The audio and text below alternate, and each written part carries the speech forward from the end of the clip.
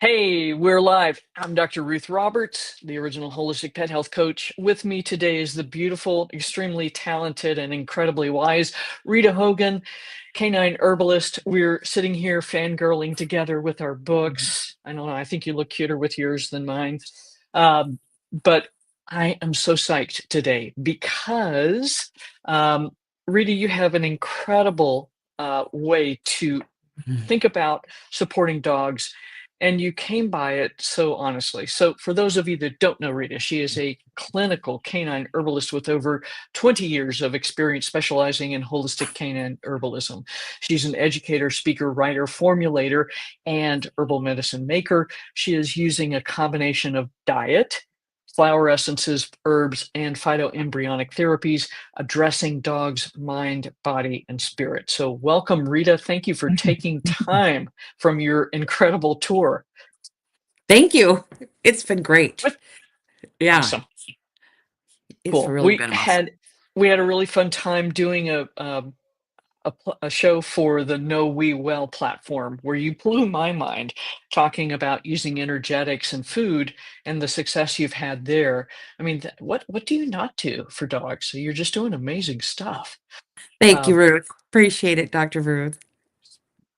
so let's kind of jump in. We got a few folks who've got a vet from Ireland waiting to wish to listen. Here we are now. And Noelle Kreider, good to hear from you. Lake Placid, Melissa's joining us.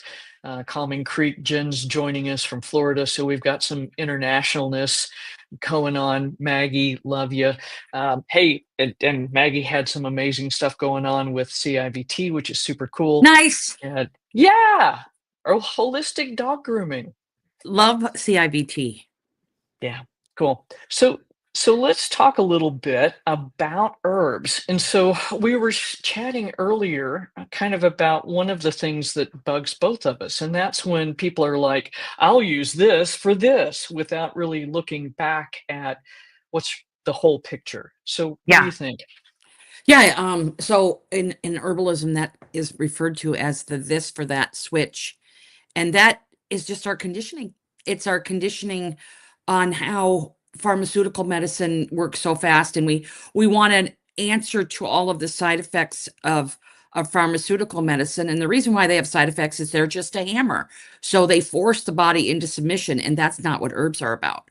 So a lot of times there's, in my opinion, there in acute medicine, right? In acute herbal medicine, you can have that, oh, what do I use for diarrhea versus flagell? Well, my answer is almost always blackberry leaf. Um, but when we get, most of our dogs have chronic conditions, and uh, by a lot of the stuff that we do to them unknowingly or forgettingly, and we want to heal those conditions or support those conditions, like spay neuter. There's one. We take out 25% of our dog's endocrine system and also really confuse their nervous system for a very long time, and we do nothing to support it. So that actually needs to be supported for the rest of their life. And we it's just so commonplace, right? So I know. it's so commonplace that we just like, well, that's what we do, so it must be okay. No, it's not.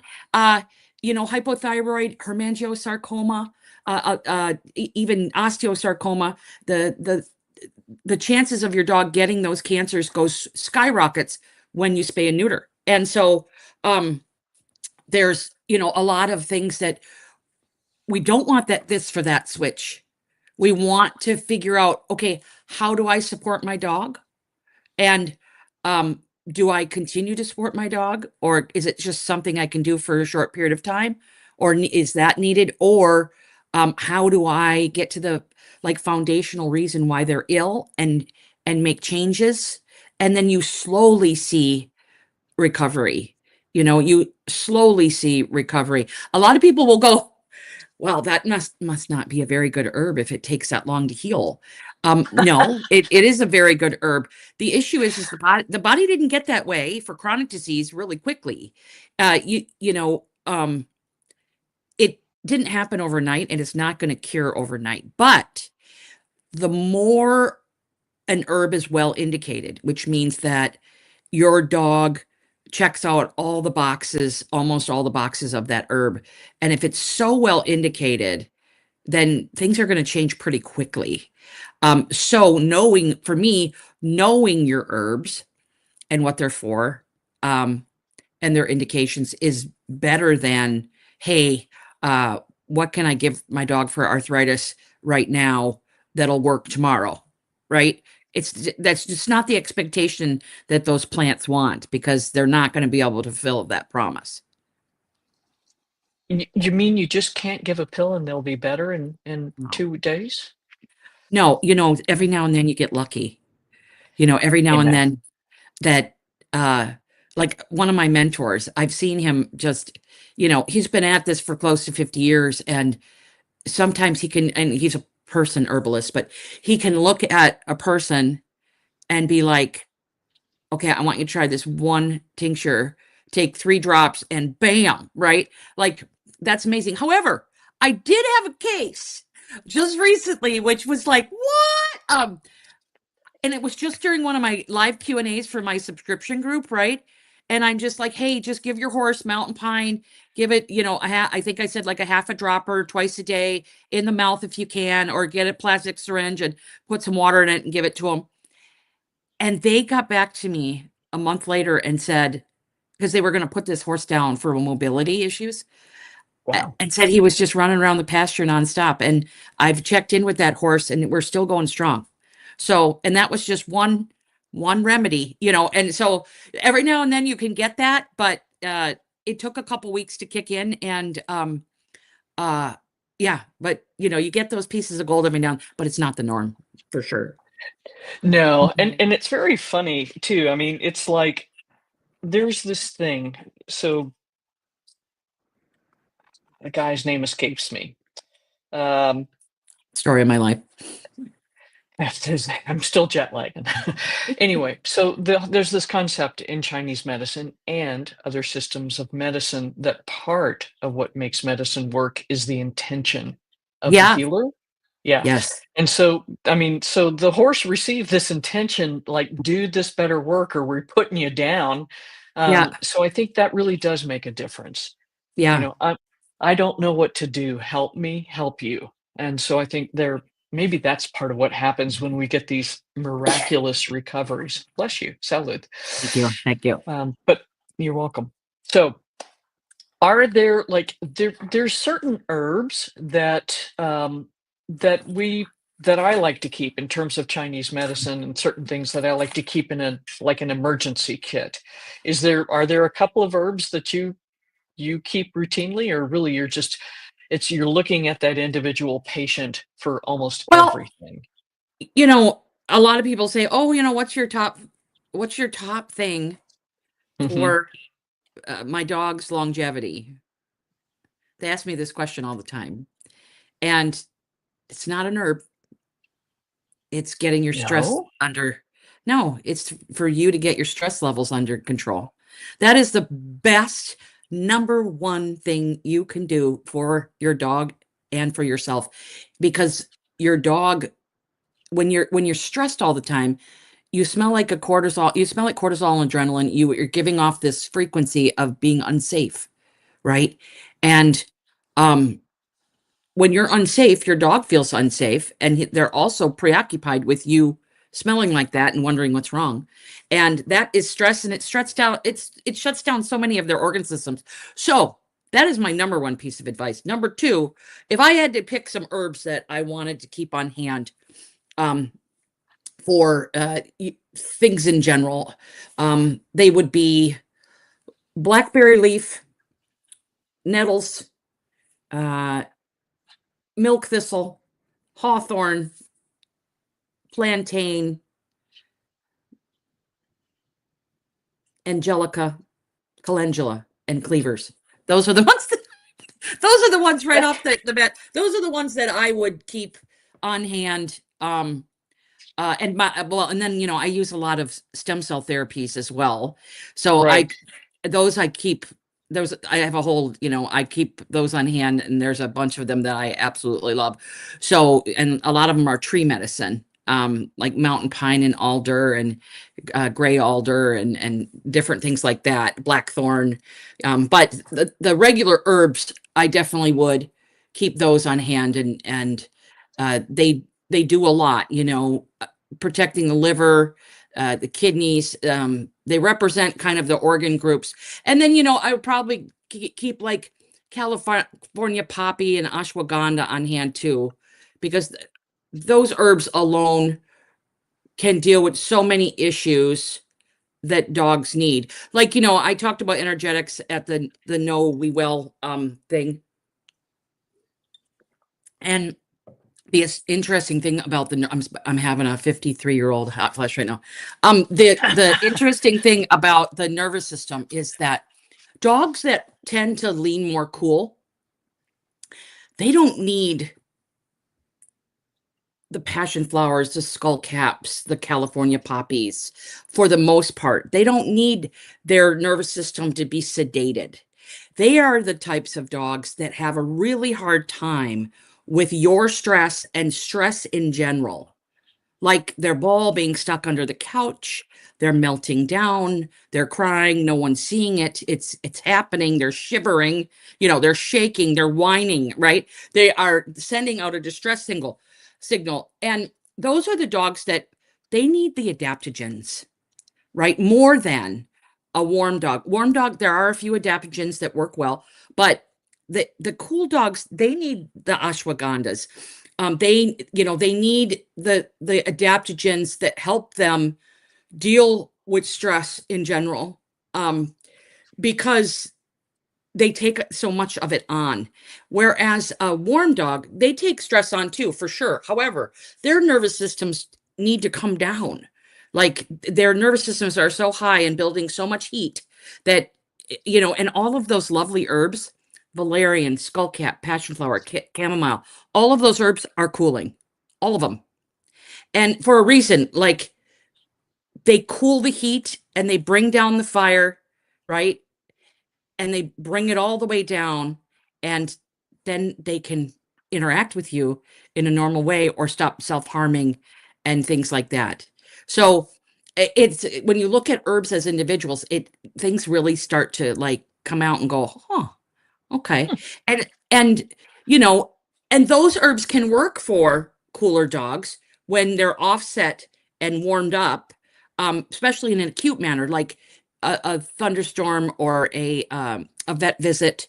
You can give a material dose, which is a large dose of those remedies, or titrate the dose, which is give it every 15 minutes, like a small dose every 15 minutes.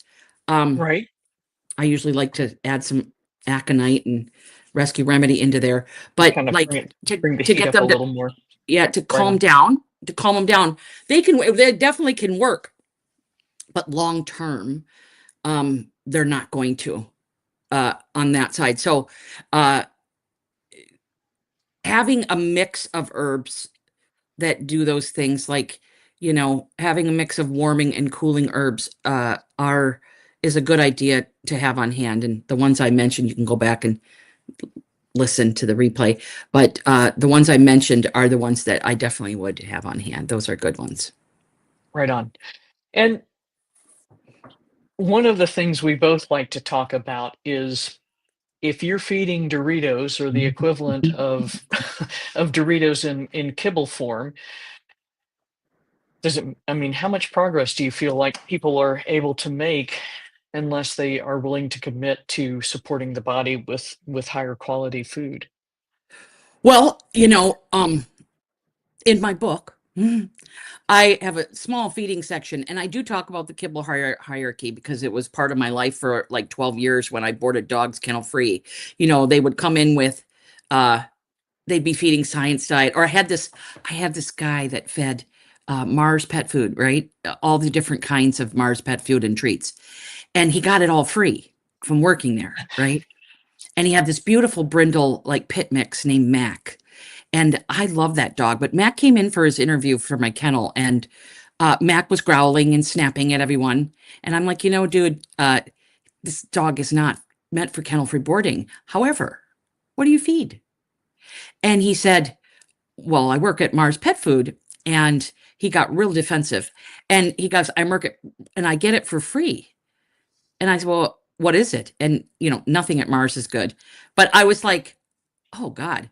I said, well, if you want to feed one of these kibbles, and they were, back then it was like Solid Gold and Canada. Canada had just Right. come out. Um, and Canada was a more of a limited ingredient kibble then. And it got bought out and everything. But I gave him a list of like, I don't know, 20 like upper end kibbles. And I said, you can also feed a raw diet if you'd like, you can just bring your cooler, and he just, cross diet. And so he put his dog on Canada, right? Had to go to a different place to get it, had to pay for it, and give him good treats. And I said, here's the thing. If you plan on traveling throughout the year, you have to keep your dog on that food. You can't just feed the Mars and then feed the Canada when you want to board him. I said, you will see a big difference in him. And he felt greasy and gross, and just looked terrible. And his eyes were dull. And he brought that dog back 2 months later for another interview. And Mac didn't snap. He didn't bite. He wasn't bouncing off the walls. He was so much calmer. He didn't stink. I mean, he stunk so bad that I didn't even want to touch him. I was like, oh my God. And he didn't have that greasy feel, right? And I boarded that dog for 12 years. And I loved him. I mean, he was just precious. He was on digestive enzymes. Um, so you can make, like, if you're going to feed kibble, one, you need to improve your bowl. You need to add as much fresh food as possible.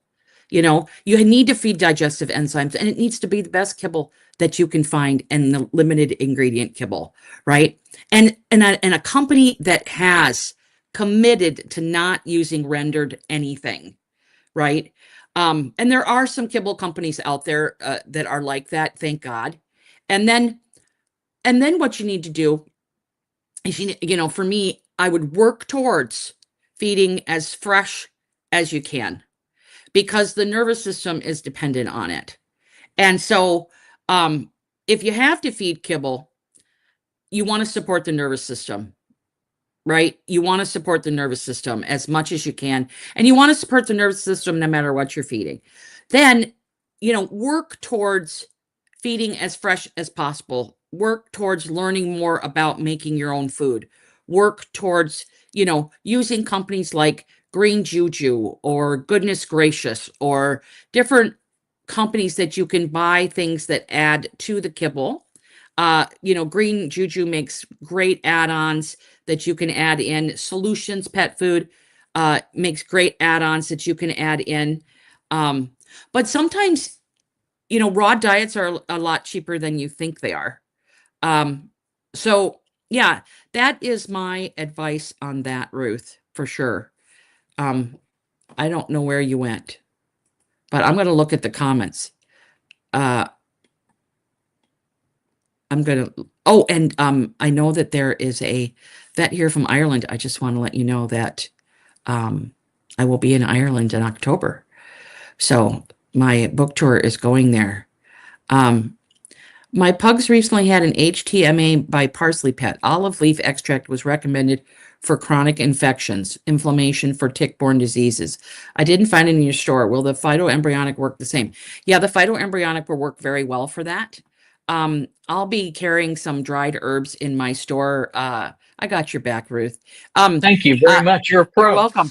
I'm just moving on to the next question. Yeah, the Excellent. olive leaf phyto will work for your dog. When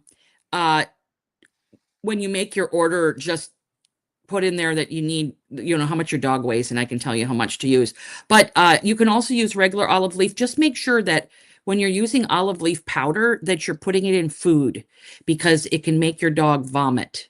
It can cause vomiting. And I have actually been subject to that love leaf side effect. So yeah, it needs to be eaten with food. But yes, it is a good remedy for chronic infections.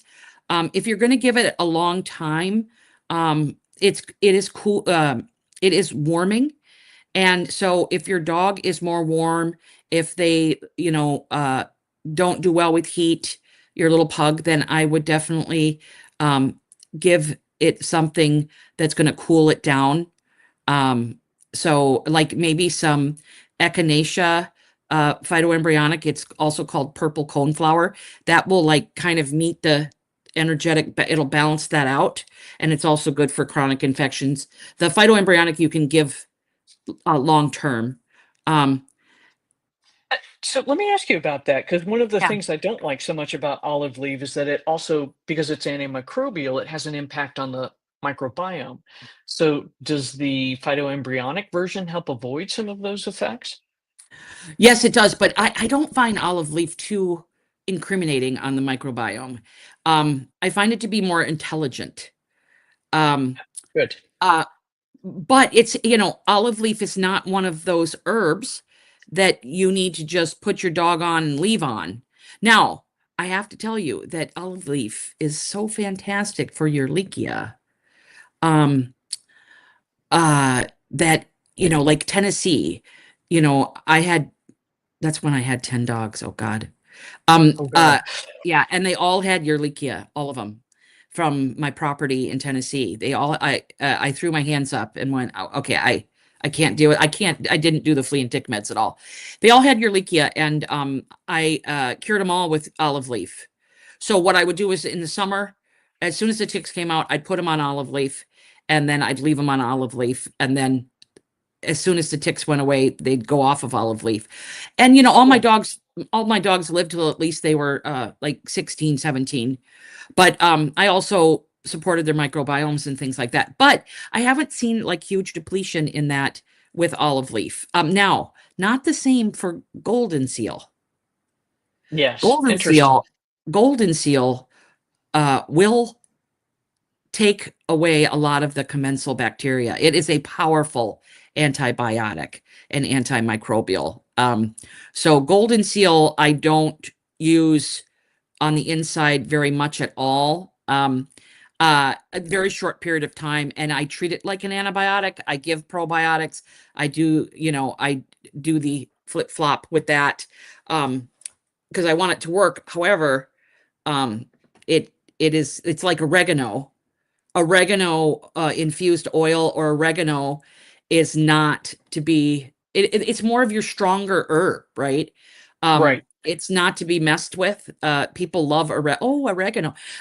But you need to be mindful of that because you are destroying good bacteria. Right on. Cool.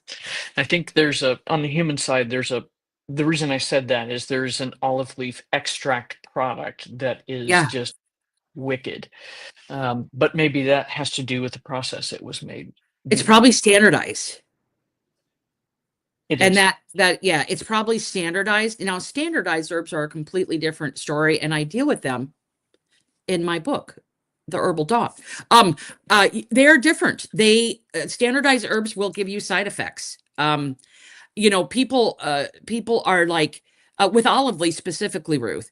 People say, "Oh, um, you want to make sure that that's like standardized to like 25% oliprin, or however you pronounce it." That's Okay, that that's the that one. yeah, that is not necessarily so. So I actually use a olive leaf extract that gets average readings for about 12 to 15%, and which is normal for a plant, a leaf. It's gonna fluctuate, but those are the I'm not going to use a 25% standardized olive leaf extract for long-term use. That's where you go wrong. Um, Once you start standardizing, milk thistle is the same. Milk thistle should not be given long-term when it's standardized, but milk thistle seed, right? Um, Organic milk thistle seed can be used long-term with zero side effects. Same with Sweet. turmeric. Curcumin causes anemia, right? When you use curcumin, which a lot of people do, they want more is better. Curcumin can cause your body to be anemic, where turmeric Interesting. never does. Never does. There we go. Trying to muck around with Mother Yeah. Nature again. Well, Yeah. every No, now and then we need those things. It's fine, but you can't treat them like the plant that they came from, is what I'm saying. So really, that's where they command the respect similar to a pharmaceutical. We use it Absolutely. when we need it, but we need to use it in an informed manner. Absolutely. Yes. We need to use it in an informed manner. And I feel the same about essential oils. So mm, I digress, and that's another conversation. That's a whole nother So, conversation. yeah, So, Laura, you got your question answered. Whole ground milk thistle. yes, uh, it is. Now here's the thing about that, Laura, or Mhm. Laura, Larry. Laura, Um, if the ALT levels are not going down on your milk thistle, then you need to switch to something besides milk thistle. It's not working. Just like, that drug Denamarin. Um, is that how you that pronounce that? that's it. That's given Yeah. for years on end with absolutely doing Yeah. nothing to change the If that doesn't change those enzymes within 3 months of the usage, it's not working. It's not going to work at right all. on. It's not going to work. So, uh, yeah, that's what I have to say. So, is there Right. another herb for chronic pancreatitis that supports the liver? Uh, yes, it's black currant phytoembryonic therapy is really good for that, Laura. You can find it in my store if you're in the United States. If not, email me. I'll tell you where to get it outside of the United States. Um, go ahead, Bruce. I just wanted Yeah, to no, answer. what I was gonna say is that if that's been going on for a year, then that's where you really need to dig in and take a different approach and drill down to what's underlying all of that. Yeah, yeah, because as uh, enzymes are worker bees in the liver, right? The liver's working too hard. And so why is the liver working too hard? That's another thing. Like, why is the liver working too hard? A lot of people think, oh, well, I got my dog's enzymes down. I'm going to go off this herb that helped to get it down, and they're going to be fine. If we were to test those enzymes every single day for a year, you would see them do this. You would see them do this. And the question is why are those worker bees working so hard? And Ruth is exactly right. We need to figure out what's going on with the liver.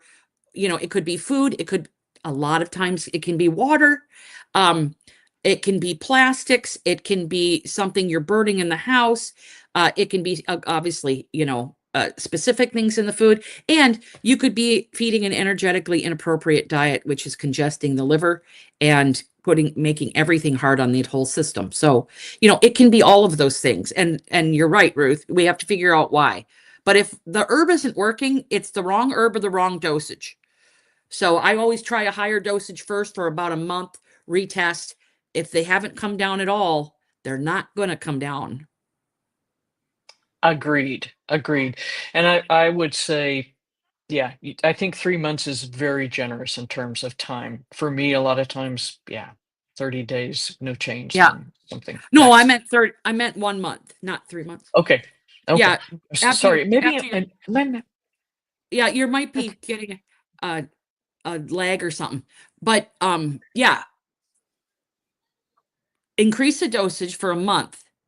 If it doesn't come down, change the herb, change it because it's not going to work. right on. Yeah. Cool.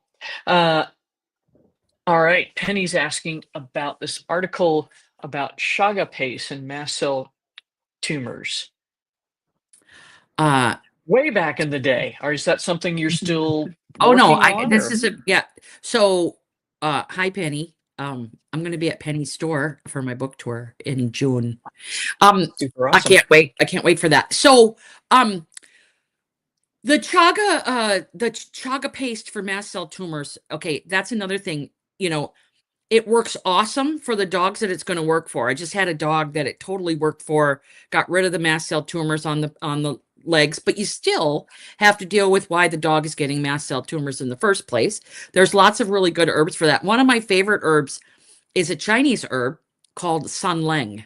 Um, Ah, okay. that yeah, butterbur. Um, it is absolutely fabulous herb for mast cell tumor. It's neutral, so it works for almost every dog that I've ever used it for. Um, It's wonderful for mast cell tumor protocols. I'm actually doing cancer webinars right now, and next month's cancer intensive is on mast cell cancer. But yeah, chaga is cooling, and it works for a lot of warm dogs that get mast cell tumor, and more warm dogs than cool dogs get mast cell tumors. Um, but it works really well for mast cell internally and externally. Um, and anytime you have a tumor, I really like to treat it internally and externally. Um, especially if it's irritating your dog. But the chaga paste is awesome. Her question flashed up there and then it went away. I don't really know. Oh, there it is. Let me Are there any further recommendations for the particular treatment? Is this right on. useful for both benign and cancerous tumors? Yes, it is. You make it into a paste. Just chaga powder. You can get that from like real mushrooms. Chaga powder, water, chaga powder, water, or any type of freshly ground chaga. So if you have a hunk of chaga, you can shave some off. I just use chaga with a, or I'll stick some in a coffee grinder, if it's super hard. But um, you just add water till you get it thick and pack it on the tumor, and I wrap it while it's doing its thing. I might Right like, on. and I just tell people, just sit with your dog, watch, go binge some Netflix if you want, if they can't be trusted, right? And or put a cone on their head if they can't be trusted. Um, and just let that work. The tumor should start shrinking within a month, if not a lot sooner. Cool. And what was the other herb you said, Sanlin? Sanleng, Sanleng. I'm I'm I'm I'm sure I'm not pronouncing it right, but that's what it No, that's it. Yeah. Sanleng. Yeah, it's a really great herb. That article that I wrote for Dogs Naturally is oh well no. I don't know if that was the article that I wrote for Dogs Naturally on that one. I might have written two, but I wrote it just all you have to do is Google mast cell tumors, Rita Hogan Dogs Naturally magazine, and it'll pop up. It's still a very Great. relevant article, and there's some great advice from Josie Dr. Boog on that too. Cool. Sweet. Yeah. Well, this is really cool. So WB is planning to create a sensory garden for her Shelties. Have you done anything like that? I don't know what a sensory garden is. I think it's just literally you choose plants that Oh, so help an to herbal get garden. the dog engaged, by sniffing, Oh, so smelling, okay, so chewing. Yeah, aromatic plants. An yeah. aroma yeah, I would call that an aroma garden. So yes, an aroma garden. And what was the question? It disappeared again. If they're sorry, I'm going. Well, not that one. This one. Um, Okay, ones one that yeah. suggestion is to plant herbs that dogs can sniff and help with their well-being. Are there any herbs you suggest? So, any of the like mints, anything that gives like, you can look at essential oils, right? And those plants are aromatic. Otherwise, they don't produce enough essential oil to use an essential oil, right? They like lemon balm, doesn't produce a lot, but it does have a nice scent. The apple mint, but you have to put these things in containers, okay? So they don't Because take over the universe. yes, they will take over the apple mint. Apple mint smells so amazing that will take over the universe. Even things like chive. Uh, I'm just thinking lavender is lovely, right? There's a lot of things that you can't grow that are very aromatic, but um, yeah, look into the mint family. There's so many different ones out there. Um, I'm just thinking about like the sensory gardens are good. It's fine, but a lot. I would intermix that with herbs that they could self-select for themselves, like plantain and violet and chamomile, uh, German chamomile, not Roman chamomile, German chamomile. Uh, I actually, where is it? Um, I will look before we leave. Well, and that's what Remind me to give you a PD. Can I give you a PDF on here, Ruth? you can. Yeah, you can drop it into the private chat. Well, I have Yeah, a so little that's kind of the garden PDF. amazing, because that's kind of what Juliet Barclay Levy used to do too, right? Yeah, I've Just got a have little medicinal garden herbs. planner. Yeah, Yeah, awesome. and just let them do it. Yeah, I've got all of the herbs that are really great for animals in here. And oregano, of course, it's in the mint family. Rosemary, it's in the mint family. So, like a lot of these ones that do produce essential oil that we use essential oils of, um, are in that type of family for dogs. So, I'm gonna I'm gonna drop this in. I'm gonna let me answer another question Sure, while I'm while you're doing working this. on it. Yeah. Right on. So, let's see. Tony's asking about her dog with seizures that's on Keppra phenobarbital. Would rather give him a natural remedy, and that's kind of part of what we were talking about. Is this is not a choose this for that? Yeah. It's a go to the whole root.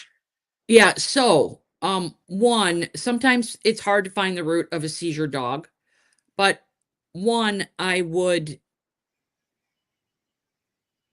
try to work with someone to make a comprehensive program to, first of all, deal with your dog energetically. Um, Number two, look at their water, look at their environment, look at their diet. Uh, do we have improvement if we improve those things? Phenobarb, maybe they could be on Keppra and not phenobarb. But Agreed. Kepra's a little more gentle. I'm not a pharmacist and I'm not a vet. I that That's would Dr. be Ruth. as a veterinarian, that would tell you that I wholeheartedly second that. Yeah, but they may not be. But the goal would be is to purchase my book. I don't deal with seizures per se. I do tell you because seizures aren't like a casual thing, right? So, No, but I will tell you that if you work on the nervous system, um, and the brain and the gut brain, right? A lot of dogs will have seizures after vaccination. A lot of dogs will have seizures after antibiotic use. A lot of dogs will have seizures because we're a stressed out mess. A lot of dogs will have seizures because their gut brain is not working correctly or firing on all cylinders.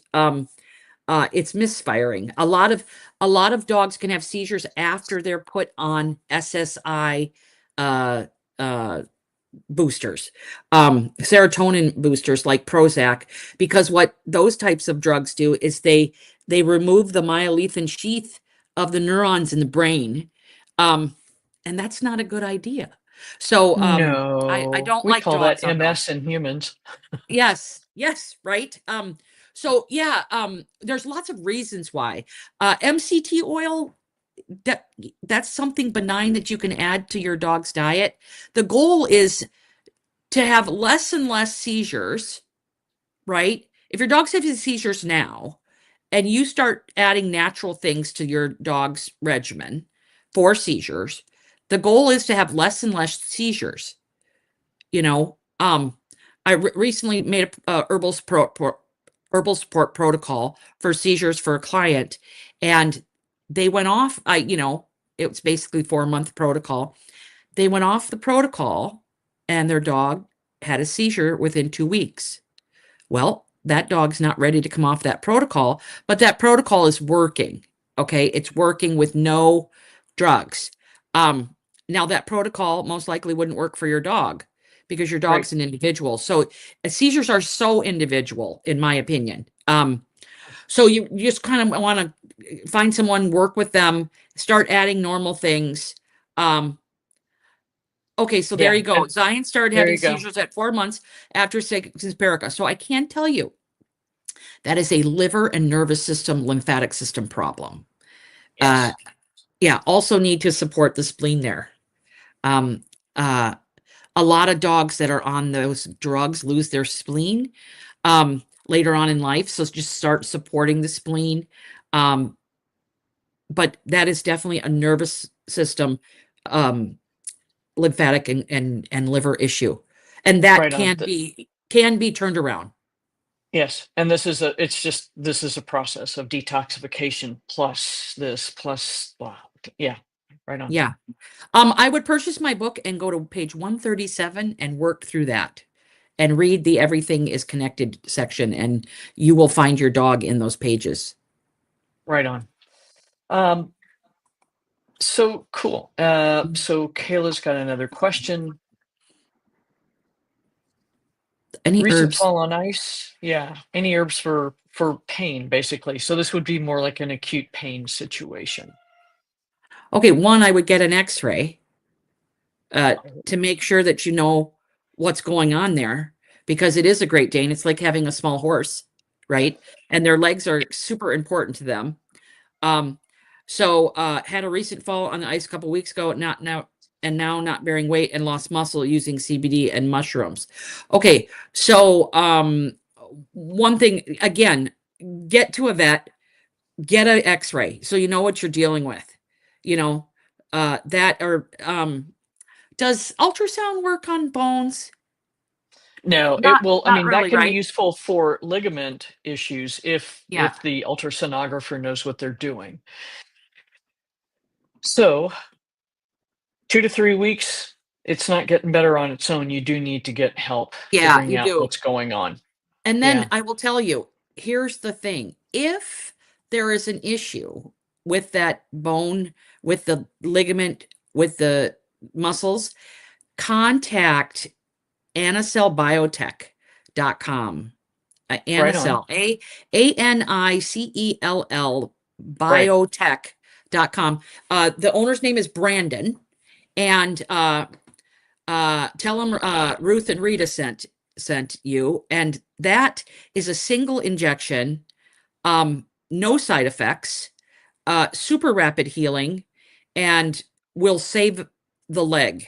Now, if it's nothing big, right? If there's not an issue, and it's not expensive either, compared to like surgery and things like that. Um, but if it's not anything big, then what I would do is I would go to my store, go to the shop, hit the custom formula, and just tell me who you are, and I will make you a mixture of Solomon seal, uh, mountain pine, and Virginia creeper, and it will heal the tendon and ligament and get you your dog back going fine. But it'll take right about on. 6 to 8 weeks. But if it's something major, get a hold of Anicell, because that will heal it up right quick. And this is amniotic stem cell. Um, Yes, and this actually, Hio had this. A good friend of mine, Joyce Girardi, does this, injecting it into acupoint, and it worked really beautifully until she walked really. into a gas window again. Yeah, Well, but then, yes, then yes, yeah, it it's a may great be. company. Yeah, it is good company. It may be something I need to revisit on my own. But she had also intravenous therapy, and that was crazy good. Um, and Tony, wow, so hard. Sorry to hear this. All right, Patty. Her dog was recently diagnosed with diabetes, overly warm.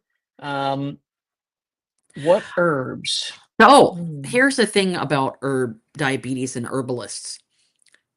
Mm, I don't mention a thing. I don't say anything, but I can tell you. Uh, Dr. Ruth can tell you because she's a vet. But number two, um, if it was my dog, uh, mushrooms uh, are excellent for bringing down blood sugar. Um, but why is the blood sugar, why was she recently diagnosed with diabetes? Definitely can probably be reversible. I can't speak to it as an herbalist, or I can land myself in prison, Deep which trouble? I don't personally. So but I would definitely use my book to figure, or my energetics course to figure out your dog's energetics, because that could play a huge role in it. And then on to you, Ruth. And then you need to really work on the diet. So just like us, if dogs are eating, shall I say Doritos again? essentially Doritos. the food equivalent, the pet food equivalent of Doritos, which means highly processed or ultra processed corn, basically, and or other starchy carbs. That's a great way to unknowingly set your dog up for diabetes. And so going to a whole food diet, um, I teach cooked food. So the original crock pot diet, you can make it with protein, healthy vegetables, healthy fats, and often this is sufficient without actually having to go full on ketosis, to regulate the diabetes and in many cases bring it back into remission so that we can get some of these guys off of insulin. So, and especially Yeah. since it's been recent, you have the best opportunity to make this work now. Yeah, and the lymphatic system is really important with that. And you know, my brother had diabetes, and he moved in with me, and he no longer has diabetes. Um, and I would just look at his food every day and say, Mm-mm. not enough green. There's not enough green. There's not enough green, and there's not enough lean. They're just not, yeah, like the high starchy carbs, the sweet potatoes, the white rice, and all of those things that we want to save money with, right? um it can lead, not every dog, but can lead a lot of dogs to the inability to process all that sugar. And how much movement is your dog getting? That's Oh, Yeah. We want to move, move, move, move, move. Because when they're just eating those foods, and they're eating the sweet potatoes, and they're eating the rice, and they're sitting on the couch looking beautiful, that's where things go really wrong, because their heart rate isn't getting up. You know, they're even, like when dogs play with each other real hard, their heart rate gets up, and then that helps with insulin sensitivity. And so yeah. exactly. Burn the glycogen out of the muscles so that the body needs to Yeah. replace it. Yeah. Muscles. And and Ruth, I have to say, a lot of times what is good for people is when you know you have like a personal experience with that. And I will tell you right now, I'm not a skinny girl, right? By no means. I'm not a skinny girl, never been a skinny girl. And one of the things that I have to be mindful of is weightlifting, right? Like when I lift weights, my blood sugar normalizes. When I and when I've got more green and lean, right? But like, if I know I'm gonna go out and have Mexican food, right? I know that day I go to the gym and I lift weights for 45 minutes, and then I do some little bit of interval training for like literally 5 to 10 minutes. That's it. And my blood sugar is awesome compared to if I wasn't going to do that. And we have to look at our dog's movement. The American dog gets less than 15 minutes of exercise a day. Okay, that's Right setting up on. so many dogs for chronic disease. We have to Right on. move we have to, right after we're done here, having breakfast and going for a walk. Right on. Whether I have a So full plate or not, right? right You on. got to do it. So exactly. And so Patty's got a dog that's got some weird stuff, but Patty, looking at this ingredient list, home cooked organic grass fed beef, green low carb veggies, and she went into high ketosis and high blood sugar. I don't see fat listed here, which is weird. And so the weird thing that people don't realize, like a lot of the raw food advocates will say, oh, yeah, high protein. If your dog has had enough protein for its muscle needs, guess what protein gets converted to? Carbohydrate. And so on a high protein diet, you can actually never, and I've seen raw fed dogs become diabetic. So it is confusing. And so, Patty, this is what I'm going to tell you is find somebody to work with you, because your dog has got some weird stuff going on, some very, very profound insulin sensitivity. And this is where you're going to have to really work through the diet. So I'm going to drop this link in here for the coaches again. They can help get you started in the right direction. But you've got some strange things going on that right. This is what we were talking about. The cut and paste things we offer aren't working for Patty, and she's already No. tried a lot of things. So this is where you need a guide. Yeah, for Cool. sure. Right on. All right. I think, have we worn you out, Rita? No, I'm fine. Whatever Good. you want to do. Good. Cool. So I think we've gotten pretty much all of the questions. Robin did ask, though, about speaking a bit more to energetics. And so, Well, I have to tell you, I don't think we have time for that. But if you purchase my book, chapter 3 is all about energetics. It will teach you about energetics. It'll give you all the information you need to start out with energetics and why it's important. So it'll be the best $25 that you've ever spent. first spent. Right on. So, Ever. where ever, I'm going to drop a link here about the book tour events so folks can see where you're going to be next. And you've got more events you're adding all of the Oh yeah. time. And Yeah, then I'll I'm also be. going to Oh, drop go your ahead. website. Oh, please. Thank you. Oh no, I was just saying, there's more events being added all the time. I'm going to be in Ireland, England, Spain, for my internet. Canada is coming soon. It's at the end of the month here in British Columbia.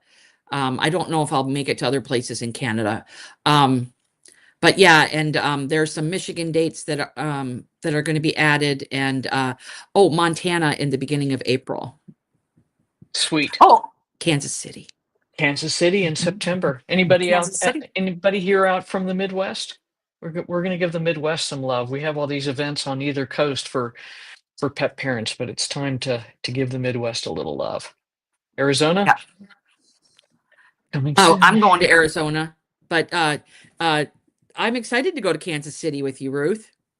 That's going to be a ball. Yeah, we're looking forward to it. So that will be September 18th and 19th. And we're working on a location, sorry, 19th and 20th. No, that's scratch that. You The jet sure? lag is still not Is gone. it the No, 12th it's and the 13th? 12th and 13th. I know. It's like, oh my God. No, it's the 12th and 13th. We're working on a location. But it's going to be super cool because the first day is going to be for continuing education for the International Holistic Pet Health Coach Association. And then the second day is going to be an event for all of the pet parents out there. Going to be super, super cool. Yeah, so we're super excited. And you all check out that link I just put in of locations where the beautiful and amazing Rita is going to be, book tour events, and keep watching that for more to be added. So, Is there a and way I yes, can add that PDF, Ruth? yeah, I think, can you drop it in the chat? And if not, Oh, let me join chat. yep. So, and then there's a private chat. You may be able to upload a link Hold or a on. PDF. And if not, you can drop it via email to that. Cool. Okay, hold on. I'm just doing it here. Right on. Okay, now I'm okay. Can I drop? Let me see if I can drop it in the chat. Otherwise, I'll just email it to you. Yeah. All right, cool. And we'll get that attached to the comments, if nothing else. Io had to come say hi. Hi, Io. Oh. Oh, Yeah, it may just be for chat. no, it won't let me. I'll just send it to you. Okay, cool. I will, I'll drop that in the comments I'll just send it to you right now. once we sign off. Odlično. Super. All right. Until next week. We'll see you guys then. And have fun and talk soon. Take care. Bye-bye. Thanks, everybody.